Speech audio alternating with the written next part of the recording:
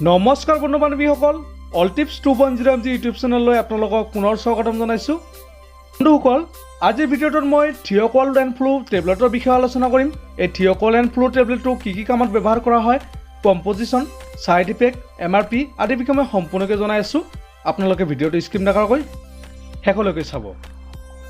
বন্ধুসকল, থিঅ'কল্ড and flu টেবলেটত মুঠ 10টা টেবলেট আছে আৰু ইয়াৰ কোম্পানীটোৰ নাম হ'ল থিঅ' ফাৰ্মা প্ৰাইভেট লিমিটেড।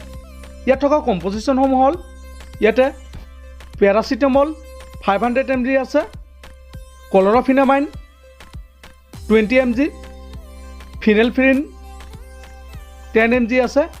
তো বন্ধুসকল, ভিডিঅ'টো আৰম্ভ কৰাৰ আগতে আপোনালোকে যদিহে এতিয়ালৈকে আমাৰ চেনেলটো ছাবস্ক্ৰাইব কৰা নাই, আপোনালোকে প্লিজ ছাবস্ক্ৰাইব কৰি দিব আৰু কাষত থকা বেল আইকনটো প্ৰেছ কৰি দিব।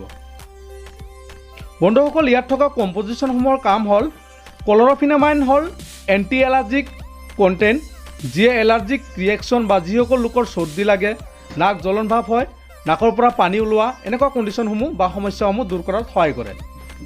বন্ধুসকল, ইয়াত থকা পেৰাচিটামলে পেইন ৰিলিফ কৰাৰ কাৰণে সহায় কৰে। যিকোনো ধৰণৰ শৰীৰৰ বিষ, মূৰৰ বিষ নাইবা জ্বৰ নিৰাময় কৰাৰ কাৰণে সহায় কৰে।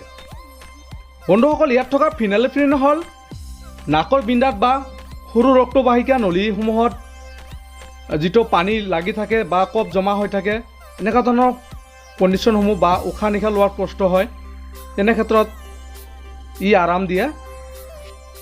বন্ধুসকল, যিসকল লোকৰ চৰ্দি হৈছে, পানী লগা জ্বৰ হৈছে, মূৰৰ বিষ হৈছে নাইবা কাহ হৈছে, তেওঁলোকে এই টেবলেটটো ব্যৱহাৰ কৰিব পাৰে। বন্ধুসকল, যিকোনো ধৰণৰ মেডিচিন লোৱাৰ আগতে আপোনালোকে ডক্টৰৰ পৰামৰ্শ ল'ব। ডক্টৰৰ পৰামৰ্শ নোহোৱাকৈ আপোনালোকে কোনো ধৰণৰ মেডিচিন ব্যৱহাৰ নকৰিব।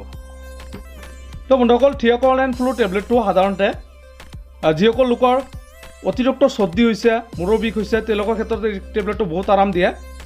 আৰু এই টেবলেটটো সাধাৰণতে প্ৰেগনেঞ্চি মহিলাৰ ক্ষেত্ৰত ব্যৱহাৰ নকৰিব। আৰু যিসকল লোকৰ কিডনিৰ প্ৰব্লেম আছে তেওঁলোকে ব্যৱহাৰ নকৰিব। যিসকল লোকে এলকহল সেৱন কৰে তেওঁলোকৰ বাবে এই টেবলেটটো খোৱা অনুচিত। বন্ধুসকল, এই টেবলেটটো সাধাৰণতে দিনত এটাকৈ গৰম পানীৰ সৈতে খোৱাৰ পিছত খাব আপোনালোকে। এই টেবলেটটো ব্যৱহাৰ কৰাৰ পিছত আপোনাৰ ছাইড ইফেক্ট হ'ব পাৰে, যেনেকৈ মূৰ ঘূৰোৱা, বমিৰ ভাৱ, এনেকুৱা ধৰণৰ কণ্ডিশ্যনে দেখা দিব পাৰে। যদি এনেকুৱা ধৰণৰ প্ৰব্লেমে দেখা দিয়ে, আপোনালোকে ডক্টৰৰ পৰামৰ্শ ল'ব আৰু এই টেবলেটটো ব্যৱহাৰ কৰিবলৈ বন্ধ কৰিব। তো বন্ধুসকল, আজি ভিডিঅ'টো ইমান আছিল।